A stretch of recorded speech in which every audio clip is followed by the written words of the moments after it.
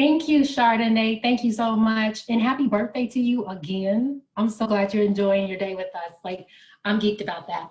Hey, ladies, I want to start this session off with the wise words of a great philosopher. Okay, ladies, now let's get information.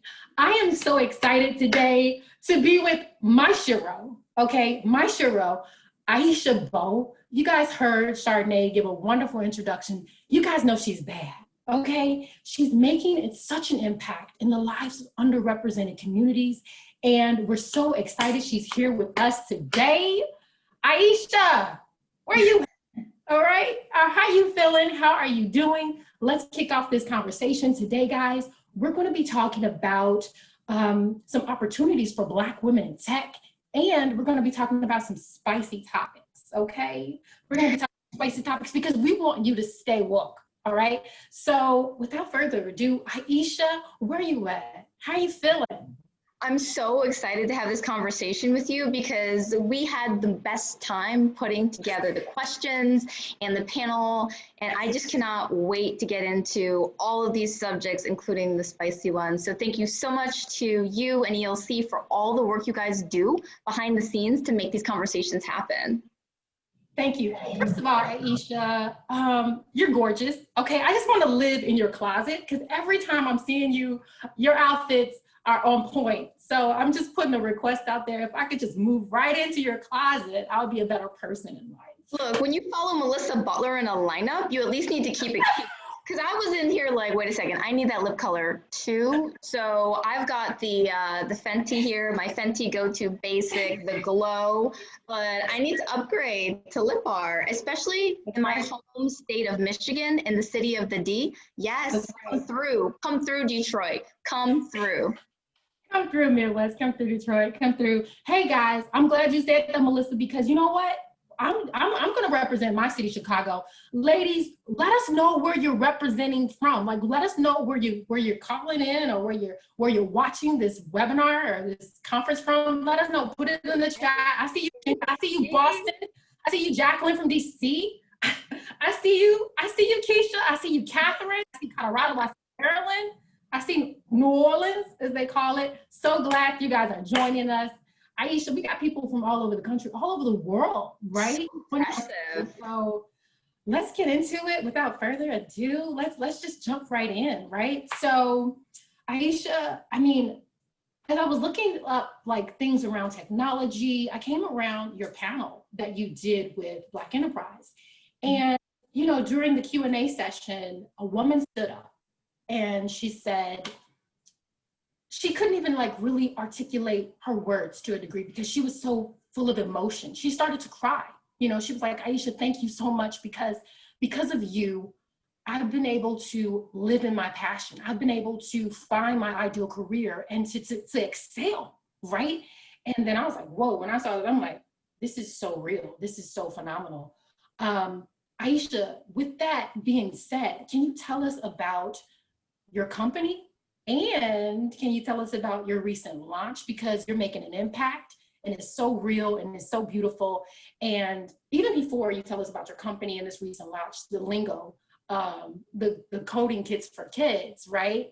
Kudos, because I mean, I love the product. So can you tell us more about it? I won't keep talking. Tell us about this company and your kit.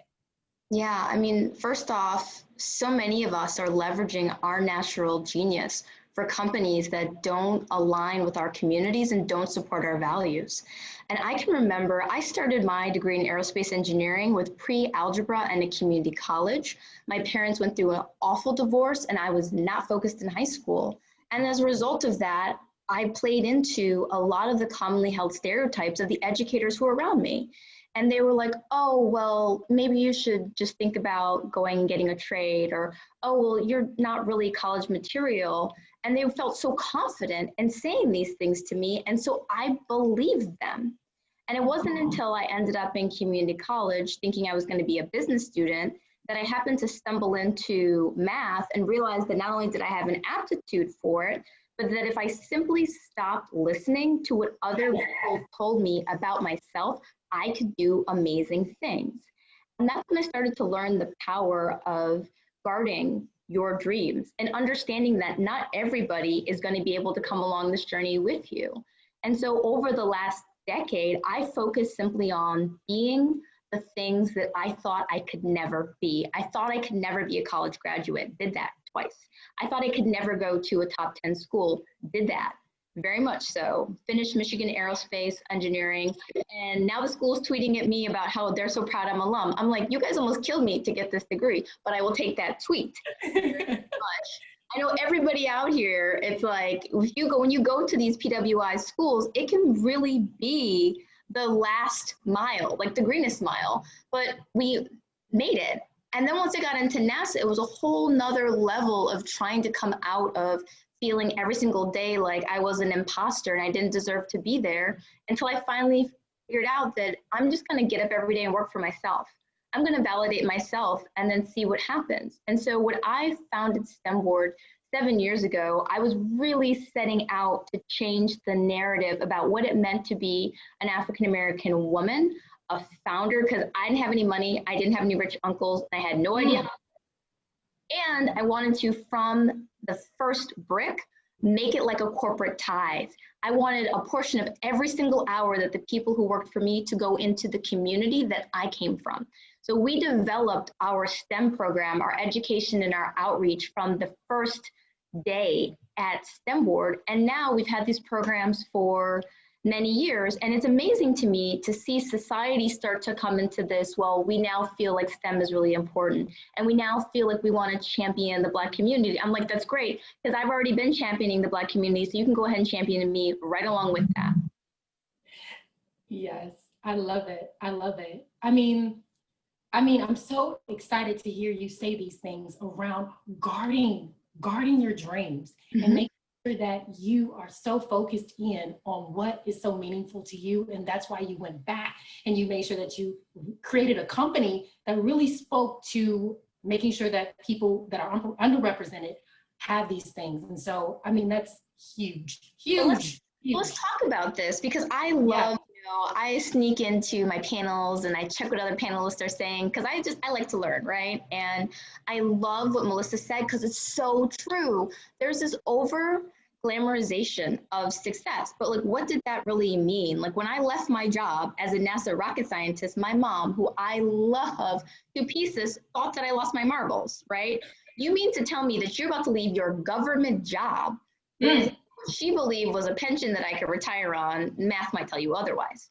But in their mind, I had made it, and I was going to leave this to found a company that no one could really understand what the company was going to do, nor how I was going to pay myself.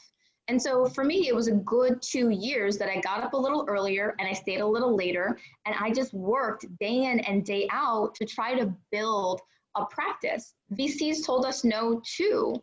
And I don't know anybody that really says to me that they enjoy raising money, but it was a powerful demonstration that sometimes those no's can put you in the right direction. Because guess what? All money is not good money. These people are not necessarily your friends. And so for me to sit here now as a CEO of one of Inc. 5000's fastest growing companies in America and business for 7 years, no outside capital raised, and now producing commercial product and financing my own stuff is like, what is there that we cannot do? Those same things that they told me were at a disadvantage, like being broke and being hungry and not knowing who I was going to be when I grew up, have been the advantages that have been able to get me to the point where I look out and now you have coverage of the story. Wow. So you know what, Aisha, I mean, you've been this story, like your launch and your company and who you are, it's been covered all over the media. I see you everywhere, from a TED Talk stage to the Forbes, to Entrepreneur, to Yahoo, to Fox News, like everyone's talking about it. You had some really great write-ups in Entrepreneur recently, as well as Wired, where they're talking about not only who you are, but the launch of this product, Lingo. Tell us really, really quickly about Lingo and where it is. Like, talk about those like schools and different organizations that are picking up this product and how amazing it's going. Absolutely. So everything I do, whether it's in technology or in education, is an extension of my values and what I felt I needed when I was growing up. And so when the pandemic shifted and I had my engineering team at home, I said, hey guys, we need to create a box to help kids to learn coding in the pandemic. And so we created Lingo, which is an at-home self-paced coding kit. It is designed in order to help support students who don't have people at home that can teach them these topics. And so we have our lead instructor, Danielle Regis, African-American female, double graduate in computer science from Cornell, who teaches all the lessons in a full beat and a beautiful manicure. And we take the kids through how to build a backup sensor for a driverless car. And I think that that's important because I can't tell you how many kids looked at me and were like, "You're an engineer?" I'm like, "Yes, this is what we look like. We are dark-skinned, we wear full face of makeup, and we know our stuff." This is what I want the youth to see, and I want them to be able to get this at home. Now, I was actually kind of surprised when the idea caught a flame because we had people come to us from Microsoft, from GE, Howard Middle School, Morehouse, Smash Academy. They've all been provided with boxes.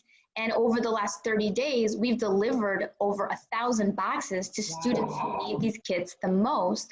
And that's where I feel like these conversations in these communities are so important, because it was my African-American women professional colleagues who said, "Is the site up? We need to buy for our corporation," right? We want to make investments in your companies to help support our children and continue their learning in this pandemic. And that's what I think we can all do here, right? Like, we need to go online. We need to buy lipstick from the lip bar. You need to, go and grip a couple lingos and make sure that students have them, because what I'm trying to do is show that we can do tech, we can do product, and we can do education. And it doesn't have to be just a for charity. It can be us strategically investing in our communities and giving them products that are, top notch. Aisha, that's amazing. Let's keep this let's keep the conversation going, and let's talk about some of these topics, right? Some of the things that will be impacting us as Black women. And one of these things that we were talking about was with this recent craziness that's going on, the civil unrest in our country. With George Floyd's death, there was so much racial injustice coming to the light, right? And so as we're thinking about how artificial intelligence plays a role in this, right? There's a lot to consider, and there's a lot of implications that we definitely need to look into. So Aisha, what are your thoughts around how artificial intelligence plays in the role of this racial injustice that's going on right now? So we used to have a joke when I was working at NASA, which was that we were only as good as our smartest coder, right? Because technology is truly the reflection of its creators. But we've all seen the diversity numbers. We know that many of us are not in these rooms. We're not participating in the development of these technologies that are being used to profile us. And so why I love AI, it needs to be inclusive. It has to celebrate diversity. And the algorithms we have today struggle to recognize even some of the most famous Black faces. I mean, if you have an algorithm and you can't tell the difference between Oprah, Serena, and Michelle, we're in trouble. That's right. I really want to invite, the community. And when I talk about the community, I mean, the Black and tech community, and even those who think, hey, I want to give this AI thing a try, to get involved. Because law enforcement has demonstrated that they're using AI in order to profile protesters, and they're making arrests that are disproportionately targeting persons of color, and they're not identifying them properly. So you guys understand what that means, right? This means that you have a feedback process where predictive policing is led by law enforcement who are observing crime in certain neighborhoods. They're patrolling certain neighborhoods, and then this data is influencing future recommendations. The short of it is garbage in, garbage out. And so there was a really wonderful woman named Joy who actually laid the bricks by taking these AI algorithms from the IBMs and the Microsofts and looking at them and saying, hey, I'm going to prove to you that not only are these inaccurate, but that you probably shouldn't move forward with utilizing them on a large scale. And that's the power of Black women in tech, right? Like, it took a Black woman to launch a study and to show the data and the research to these tech giants so that they could back up and give this some time in order to marinate. Now, as much as I want to be excited by that, I'm also scared because for many in the market, that just means that, hey, guess what? The smaller companies are going to go in there and they're going to continue to sell, right? Because maybe they don't have the same perspective. Maybe they want to continue to sell their products. And this is where I feel like we as a community have to decide that we're going to get into this field. We're going to follow in the footsteps of Joy, and we're going to do all that we can in our organizations in order to make sure that we are appropriately represented. Wow, that is so powerful. I'm a fan of Joy as well. She did a great TED Talk, and Amazing. she calls herself the coding poet, right? Mm-hmm. And she has a lot of amazing videos. Like I was watching one and then I had to watch the other and then I had to watch the other, but she is definitely making her voice heard in this space. And we definitely need to do the same as well. So, you know, let's keep the conversation going. Aisha, like most of our lives they coexist, our public and our private lives coexist in a virtual space, which makes us more vulnerable to attacks and things that we need to be aware of, right? But when we're thinking about this whole notion of like privacy and consent, right? What should we be mindful of, Aisha? I mean, you're laughing because you know, like, oh God, here it comes. But let's talk about privacy and consent, right? What are your thoughts? Wow, I have too many to cover in this conversation, but I think that when we talk about privacy and consent, a lot of times the conversation is looking outward, when we really need to start with what's going on in our own home. So we're going to do a little exercise for those of you who are out there, and Let's do it. at the bottom, raise your hand button. I want everybody here to pick up your phone, and when you have it, just kind of wave it in front of your computer. And I'm going to try to give instructions for both Android and iPhone. So just like follow along with me and play along. Rule number 1 is know what personal data is being collected and how it's being used.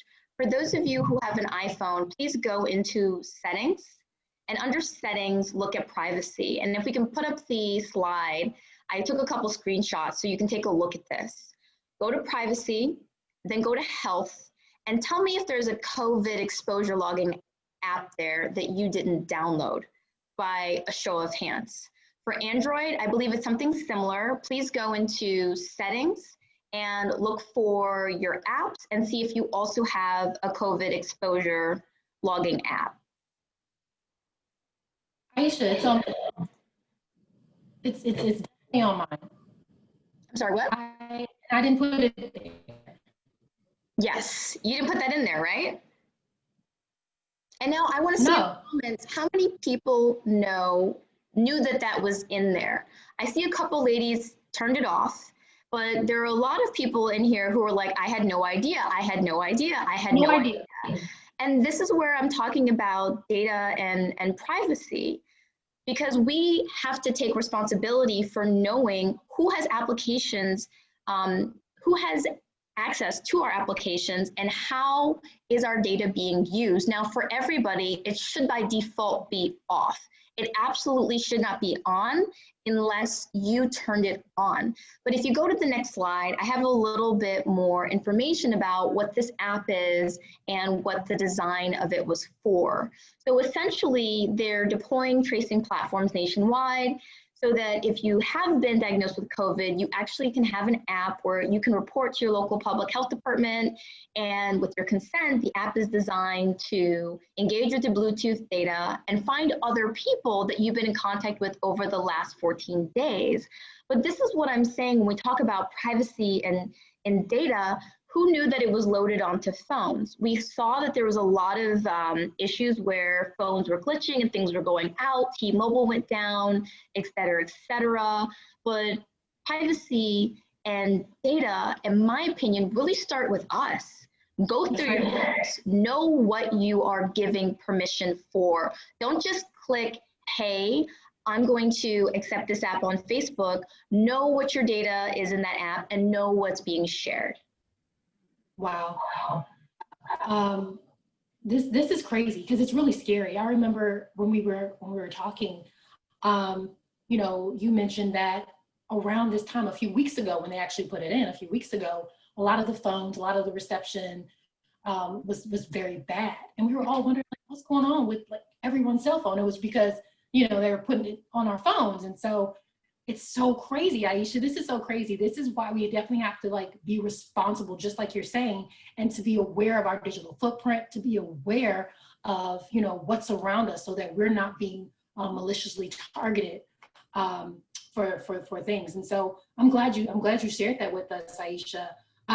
Let's talk about some of the opportunities, right? Let's shift and let's talk about some of these opportunities for Black women. I want to keep this conversation going. This is so rich. This is so good. I mean, I think everybody is like at this computer right now, like, oh my God, what else does she have to tell us? Because you just dropped the bomb, and we're all looking at our phones like, what else is this thing tracking now, right?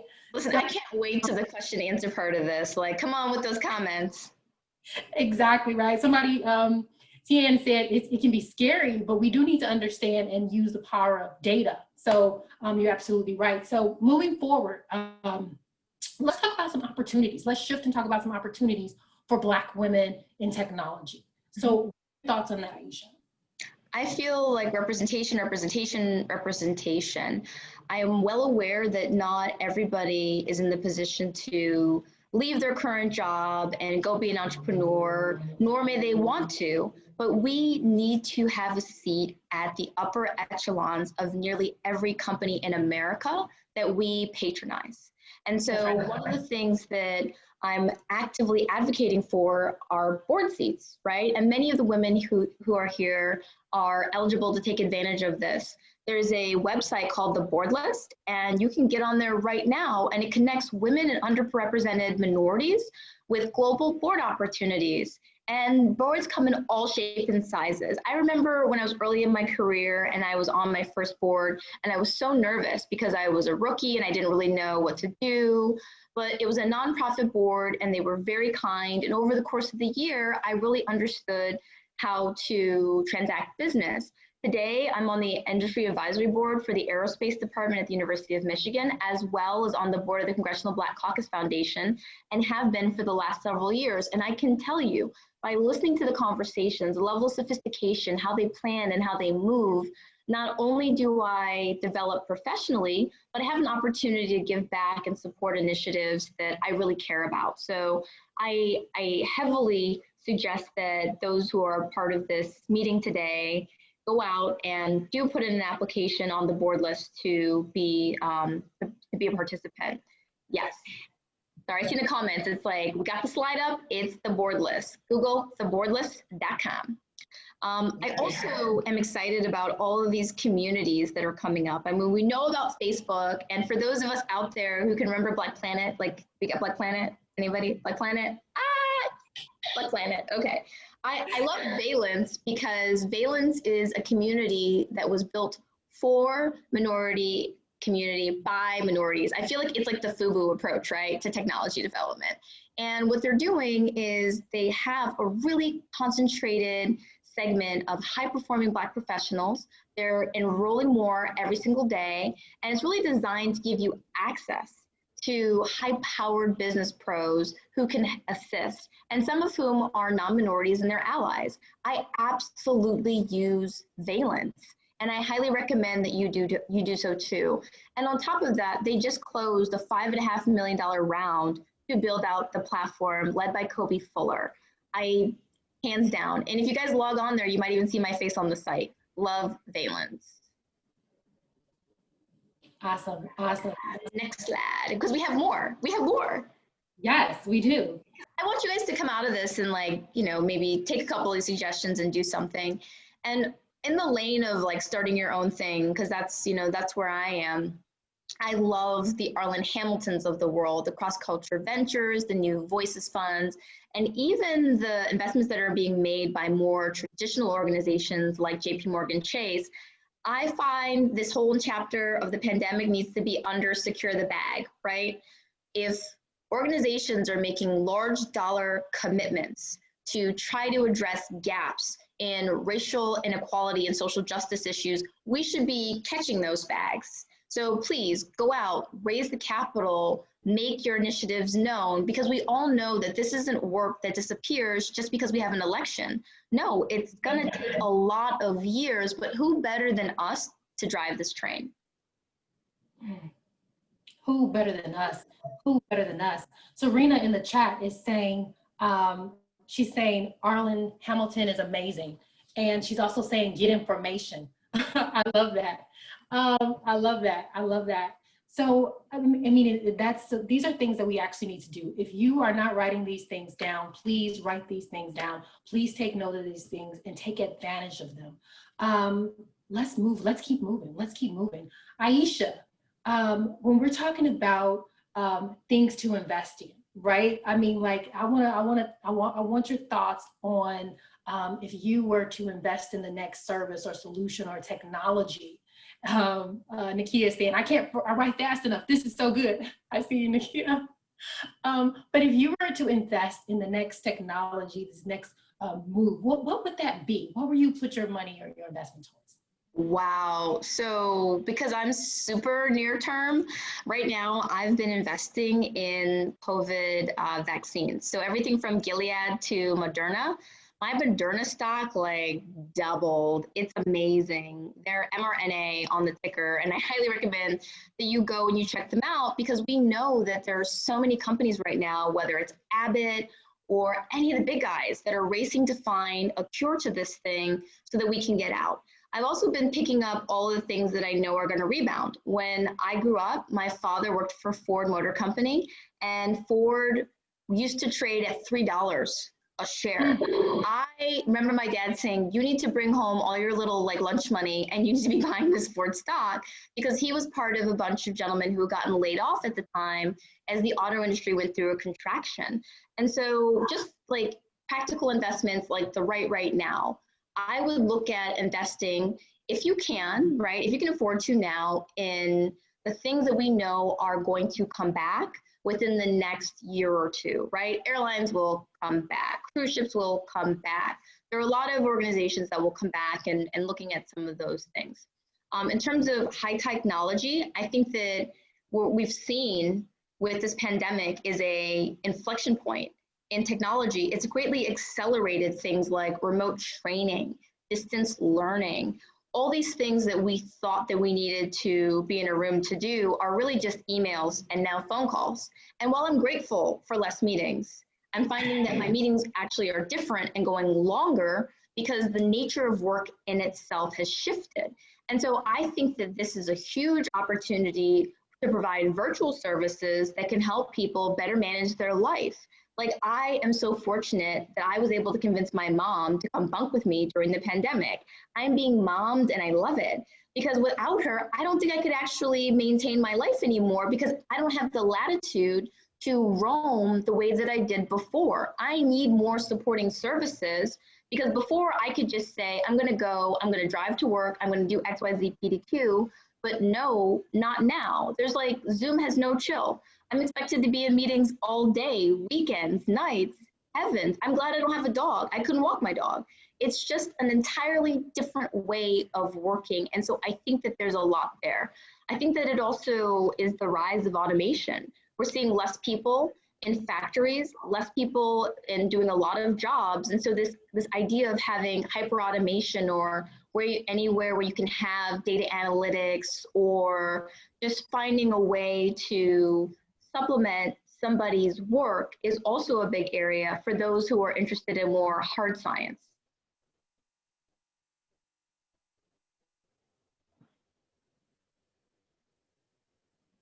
Amazing presentation. She brought her 13-year-old daughter in to listen. So that was exciting. Shout out to your daughter and wishing you success. Totally. I love that. Yeah. And we had another comment I wanted to read out in the chat as well. He said, Zoom has no chill. None. I mean, but can I see a show of hands? Is anybody else feeling the Zoom meeting fatigue? Like, I'm so concerned that they're about to shift my prescription, because I have been staring at the screen for so long, and it's not even to the point where like they'll be like, oh, we're gonna have a 2.5 hour Zoom meeting.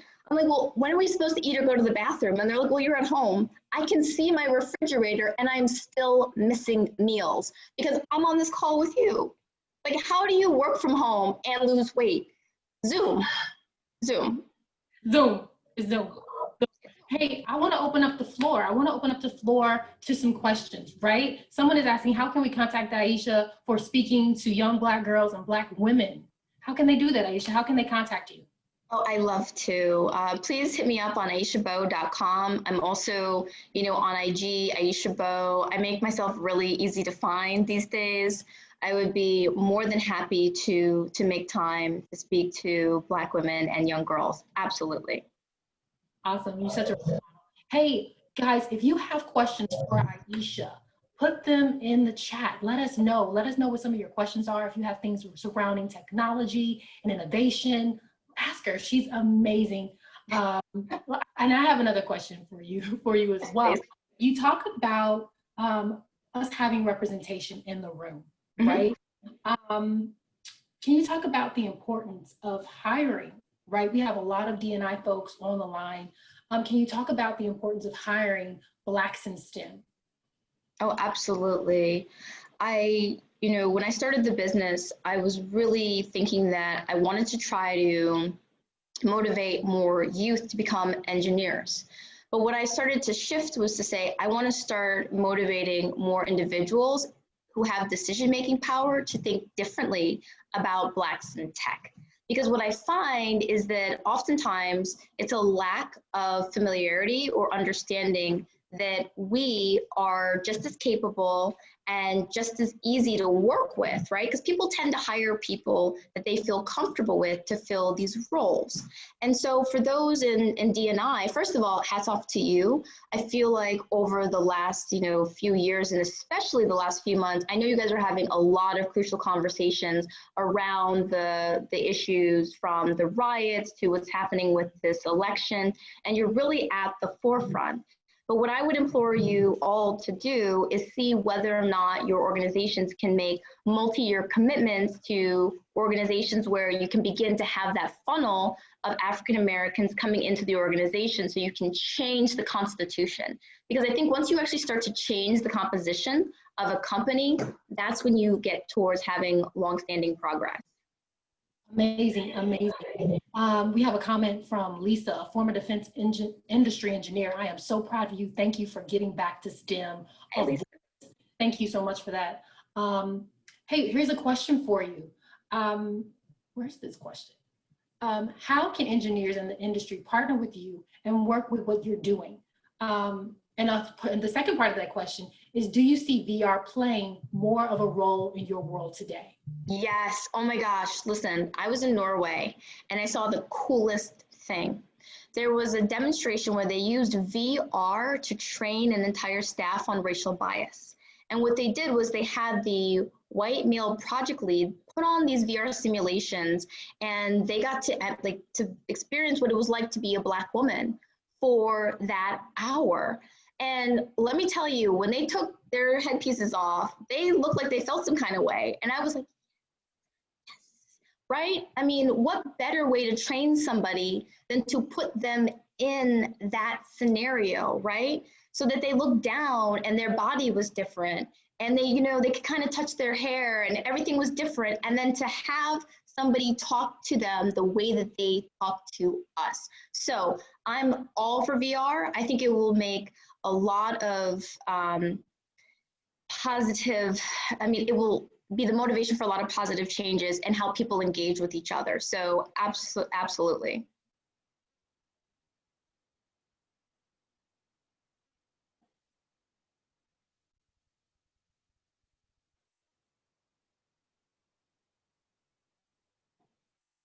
Oh, you know what? I'll have to find. So what I'll do, because I'm seeing all these comments pop up and I'm just like, wow, wow, wow, wow, wow. So in terms of VR, I will find the name of the lady who actually gave that as a presentation. And oh, great, look at Michelle coming through. Yes, but it's real. And this is what I feel is one of the benefits that technology provides us, because we can finally allow other people to walk in our shoes. Thank you. Thank you so much. Thank you. All right, and we're going to take a few more of these questions. There's so many coming through the chat. Oh my gosh. Can you say a little bit more about Valence? Are they a networking group? How do you get involved? Yeah, absolutely. So you can go to valence.com and sign up for the group. And what I love about it is they're really attentive in trying to be a conduit to matching you to resources. So one of the things that I needed to have connections to was just people in media and people in product, because I, up until April, had never been part of designing a product. And now I'm surrounded by all of these handy and amazing lingo boxes and lingo kits. Well, these did not pop out of my imagination. They came through a lot of what we call crucial conversations with people who actually had experience with products and industry. And so I went to Kobe and Emily at Valence and I said, hey, tell me what you know about launching. Tell me what you know about getting the eyes of major retailers. And it was really successful because it was one of those things where you could just tap on the shoulder, they know who's in the portfolio, and they can match you and really help you find your balance. And even if that's not your thing, there's so many interesting people in there, and they have this really cool diagram that breaks it out, who's who where, who's in art, who's in media, who's in marketing. So if you just want to go in and get a better understanding of who are your Black professionals in creative space, who are your Black professionals in law, who are Black professionals in entertainment, go in there and check it out. It's really phenomenal. Aisha, I love that. I love that. I love this question that I see really quickly. I turned 50 and feeling like it's too late to get involved in technology. Is there a too late factor in learning technology? Aisha, can you touch that real quick? Absolutely not. I think that the best time to start is when you're ready. I come from a family where my dad got an electrical engineering degree at 40. My mom is older than 40. You guys can do the math. And she's currently studying to get her A+ networking security certification because it's just something that she was really passionate about. And she's even started working on finishing her 4-year degree. And one of the things I want you to remember is that that age correlates to wisdom. And it's something that most people who are new in the field do not have or they aspire to have. So one of the most powerful things that happened to me when I started out as a junior engineer is I was paired with older engineers who could show me how the world worked. And oh, by the way, we then were able to take it a step further because with my research and with their research, we were able to take their heuristics and bake them in. So oftentimes I would say, go out there, learn something about the technology area that you're interested in, and then just get involved. You'll be really surprised at how wonderful the outcomes will be. Aisha, I love that. Thank you so much. We are going to, we're going to just get in contact with you. We're going to stay connected with you. Thank you for giving us your information. We are so excited. We're about to go on break now. Thank you so much, Aisha. I mean, that was just a wonderful, thank you guys. We're getting so many thank yous. This is awesome in the chat. I totally agree. We're about to go on break now, guys. So I know you're so full, but just take a moment to note some of the things that came from this conversation and from the other panels and sessions that you're a part of today. And let's actually do these things. Let's put these things in action. Let's not have them go in one ear and go out the other. Okay, guys? So